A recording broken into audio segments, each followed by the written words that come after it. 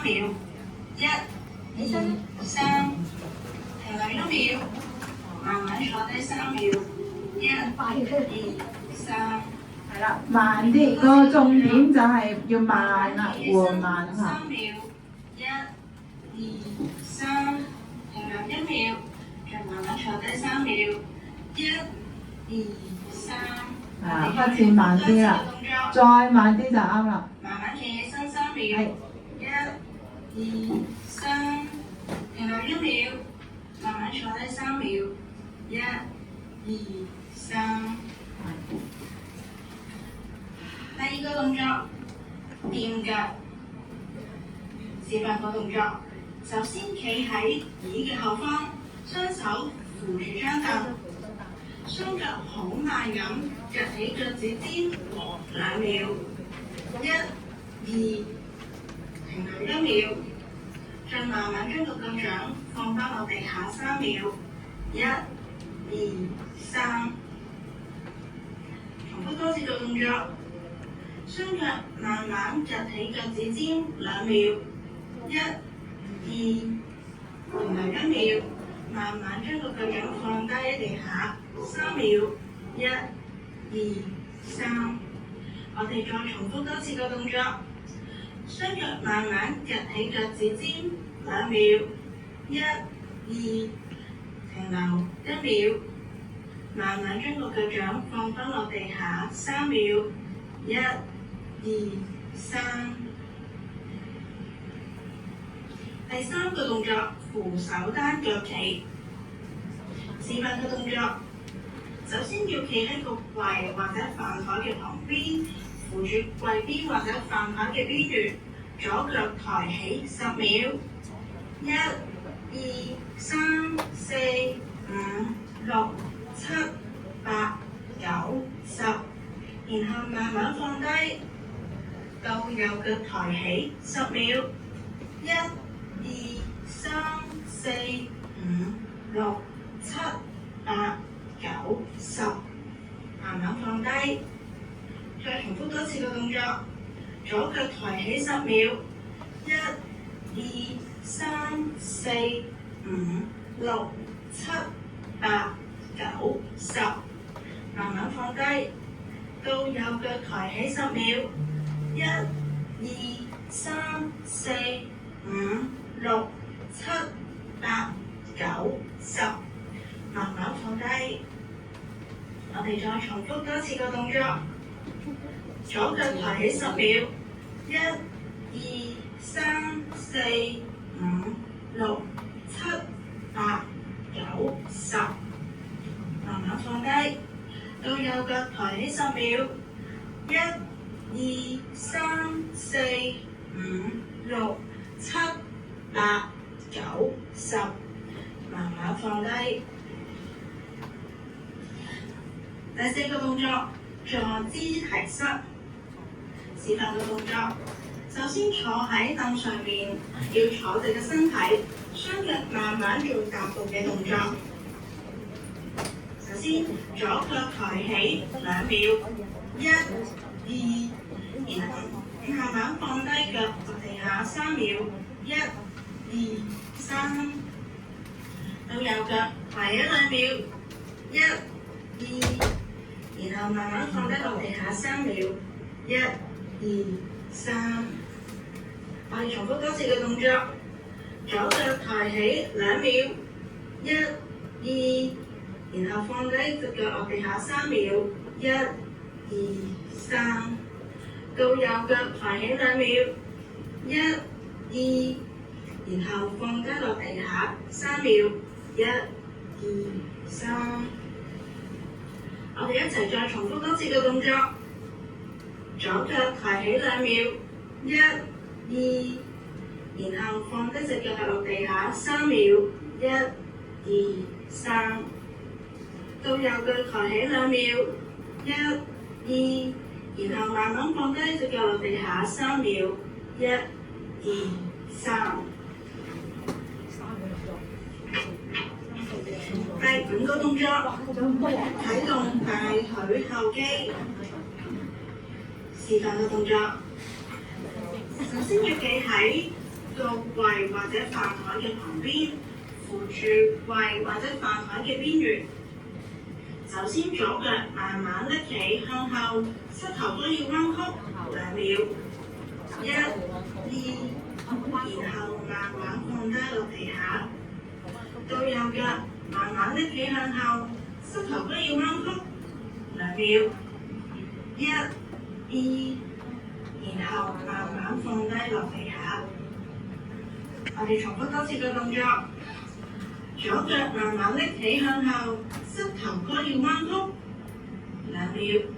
1、2，然後慢慢放翻低。到右腳慢慢拎起向後，膝頭哥要彎曲2秒。1、2，然後慢慢再放翻低。大家一齊再重溫多次個動作。左腳慢慢拎起向後，膝頭哥要彎曲2秒。1、2，然後慢慢放翻低。到右腳慢慢拎起向後，膝頭哥要彎曲2秒。1、2，然後慢慢放翻低。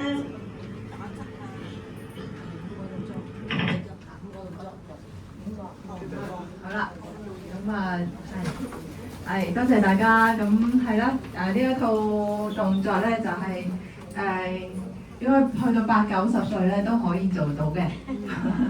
咁係啦，都呢個係最開始嘅運動啦。咁都建議大家咧每週咧至少有2至3次呢啲阻力嘅訓練嚇。咁就每次咧頭先嗰個係大約係5分鐘啦。咁而家如果大家係熟咗之後，可以做即係每一組你覺得即係比較幫到自己嘅，做多2、3套。咁每次可以去到10分鐘啦。咁1日3次，咁已經係1日已經有30分鐘咯喎。咁長久咁樣做落去咧，一定係對自己健康有幫助嘅嚇。咁係啦，就跟住如果係肌肉再好啲嘅話咧，又可以挑戰啲高啲嘅難度啦，舉重啊，彈力帶啊，深蹲同埋掌上壓啦嚇。咁例如深蹲嚟講啦，咁你普通咁樣深蹲即係好簡單啦嚇。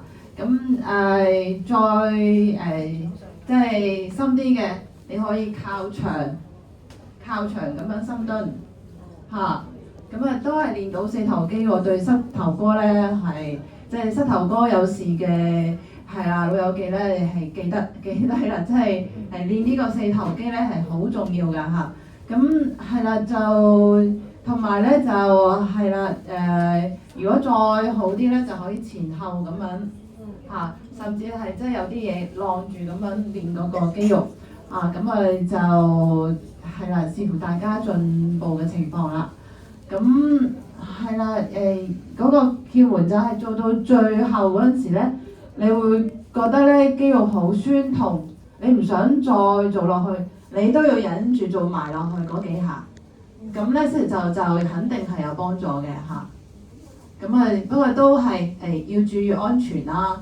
如果你真係練到即係有啲痛啦，咁即係做完休息咗之後都痛下，咁真係要注意下。咁下一次減低啲強度啦嚇。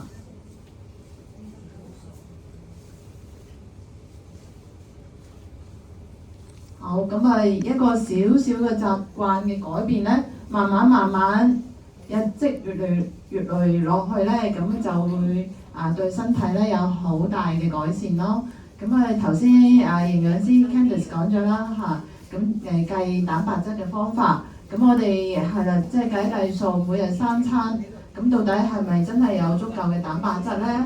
咁係啦，就將蛋白質平均啲分配咧，都係有好處嘅。頭先我都聽到大家即係覺得即係一餐多啲，一餐少啲，咁係身體係彈性嘅嚇。咁但係多數時間平衡啲咧都係好啲嚇。咁同埋都有一個秘訣，就係即係你做運動，做完呢啲肌肉運動之後，再吸收啲蛋白質咧，係會吸收得好啲嘅嚇，即係身體會吸得好啲，即係你嗰餐係會抵啲嚇。咁另外咧都要注意保持水分啦嚇。就呢個對即係防止肌肉嘅即係流失啦，同埋防止抽筋都有幫助嘅。唔知大家有冇即係容易抽筋嘅問題啦？咁咪係啦，即係原嚟飲足夠嘅水分都係幫到減少抽筋嘅嚇。同埋就都係可以瞓覺之前浸下暖水啊，同埋可以食啲含鎂豐富嘅食物，譬如乜嘢咧就杏仁咯，即係杏仁入邊都有好多鎂嘅嚇。咁就係啦，有陣時有啲奶或者係加咗啲鎂嘅鈣鎂片啊，咁即係嚼嗰啲鈣片啊，入邊有啲鎂嘅，咁都係可以幫助嘅嚇。咁維他命方面啦，就吸收啲維他命 D 係幫助到關節啦嚇，同埋 Omega 3就 Omega 3都係對啲關節有幫助嚇。就補充啲骨質嚇。好啦，到呢個最後啦嚇，咁即係都提翻大家啦。如果肌肉咧就係唔練咧就會流失㗎啦嚇。咁幾時開始都唔遲嘅嚇。大家有啲再年長啲嘅朋友都可以鼓勵佢哋嚇，80-90歲咧都可以增肌嘅嚇。咁咪由一個頭先嘅5分鐘嘅運動開始啦。咁我每日又俾自己諗下增加一啲蛋白質嚇。咁慢慢1年後希望大家更加健康嚇。如果大家有問題都可以提出下。邊隻係高蛋白食？係啊，邊啲零食係高蛋白？我一陣間呢度都會有㗎啦。就有啲高鈣奶啦嚇，就雞蛋啦嚇，頭先講嘅嗰個即係黃豆啊，黃豆都豆類啊，都係好多蛋白質嘅嚇。係啦，就小魚乾啊嗰啲啦嚇。我哋咧就一陣慧梅咧就會幫手整咗啲小吃嘅。其實頭先嗰個一陣個小吃咧，其實我哋俾咗頭先個陳姑娘睇嘅。咁包括咗呢一個茶葉蛋，係咪茶葉蛋啊？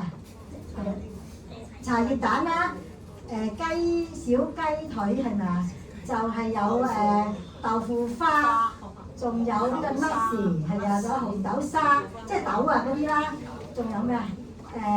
康蓋斯啦，全部都係跟翻晒剛才啊程友師提我哋嗰啲嘢咧，就加咗入去啊！咁你一陣放心啲食啦，嗰啲應該 OK 嘅。咪住，聽唔到，等陣，我幫你揸咪。呢個加營素咧，我哋係嗰啲有病嗰啲人先飲噶嘛。其實係咪呢個係咪咁嘅？咁都有病當然可以飲啦，但係平時比如你嗰餐真係唔係咁足夠㗎，咁你普通人都可以飲嘅嚇。咁我有個問題啦，譬如普通人到有血壓高啊，膽固醇高，適唔適宜飲加營素咧？咁有啲係特別嘅糖尿嗰啲奶啦嚇，咁膽固醇高就呢個應該都即係睇翻個別人士啦。有啲人嘅代謝即係食啲飯咧都可以變成膽固醇咁，即係有啲係咁嘅，咁啊特別病啊嘛，一般都可以嘅嚇。唔係喎，糖尿咧，係啊，糖尿就要係啦。我想問一個，係啱，我想問一個問題嘅，骨質疏鬆症咧，同埋呢個肌少症咧，有冇一個連帶嘅關係㗎？係，其實有相關啊！你講得係啦，好好。咁咧就原嚟頭先我都提過，即係做呢啲負壓嘅運動啦，練肌肉咧，其實係俾到信號俾嗰個骨骼咧去增加嗰個骨本啦。咁調翻轉，咁你即係唔做呢啲肌肉運動、肌肉訓練啦，咁啊就冇信號俾肌肉、俾個骨啦嚇，俾個骨咁啊佢會啲骨本就流失咯，就有骨質疏鬆咯。即係你可以正面咁樣睇個問題，又可以反面咁樣睇翻個問題咯嚇。我想問咧點樣可以我想問點樣可以減低膽固醇過高啊？係膽固醇過高咧係雙管齊下，你自己又要努力嚇係啦，減少即係膽固醇嘅吸收啦，即係食物嗰度要注意啦。咁啊藥物又有幫助嘅嚇。咁另外都要注重運動咯，即係因為運動咧會將你嗰啲膽固醇咧去到佢需要去嘅位置，而唔係積落去心臟啊、腦血管啊咁樣嚇。所以係啦，即係醫生又要幫你，你自己又要努力嚇。我想問咧，嗰隻怡寶康奶粉咧，一嚟咁一杯咧 O 唔 OK 嘅？要睇翻你嗰個活動量啦，你運動量運動量唔多嘅，冇乜。唔多嗱，你一般都會一般體重嚟講咧，一個即係一個即係成年即係女士嚟講咧，咁大概係1800嘅卡路里嘅食物咯，要計翻個餐。可以唔飲得嘅。唔係你計翻你嘅餐，要同埋你嘅餐嚟計嘅嚇。咁你睇下一杯嘅怡寶康係幾多卡路里，你其他食物又係幾多嚇？一日總共咧唔好超過1800。係啦嚇。好，仲有冇問題？仲有好。其實咧，嗰個骨質疏鬆同肌少症，你話係有相連啊嘛。係。但係會唔會喺某一個 age 即係長者啊，佢喺嗰個肌肉流失同佢個骨質疏鬆咧，追趕唔到啊？即係點啊？係啊，去咗。食物啦，係啦，即係會係，即係要用係點樣可以平衡，可以追趕到骨質疏鬆？因為咧骨質疏鬆其實都好大問題。因為我最近咧，我有即係話免費去整個骨質疏鬆落啦，咁就低嘅。哦。係啊，即係我意思即係話咧，我覺得我飲食咧都算 OK 嘅。但係佢點樣去追趕得到嗰個骨質疏？佢話嗰個賣即係話奶粉嗰個人話：你飲多啲奶啦咁樣，咁即係如何咧？係，首先你要確定自己到底有冇骨質疏鬆，嗰個係一個初步嘅檢查。如果你要確定自己有冇骨質疏鬆咧，要做一個雙 X 光密度嗰個檢查。咁咧就係啦，最好揾翻家庭醫生啦嚇，幫你安排。咁係啦，如果真係有骨質疏鬆咧，咁有特別嘅藥幫你嘅嚇。咁咪係啦，但係如果係只係骨質密度差咧，咁啊就注意有啲保健品啊，維他命 D 加鈣啦嚇，咁啊同埋都係定時覆診翻跟蹤翻自己嗰個骨質密度。咁你係即係當然係要做翻負重嘅運動會好啲啦嚇。係，唔知解唔解答到你問題啦？係啊，所以即係嗱所有病即係差唔多都係嘅嚇，咁都係病人除咗有藥物之外，病人自己都要努力嘅嚇。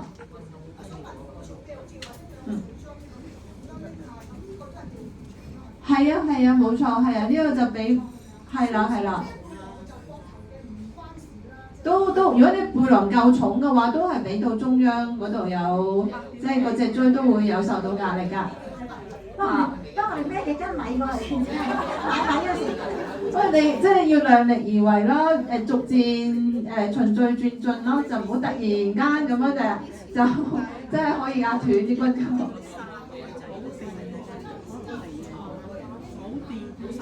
sorry， 聽唔到。係啦，就係話要循序漸進，量力而為啦嚇。我想問下咧，孭背囊咧對個脊 OK 嘅。咁如果背囊孭喺前邊咧，好唔好咧？咁啊就應該就都係咩後邊會好啲嚇，有陣時你太攰換下前邊，咁啊唔好長期都係咁咯。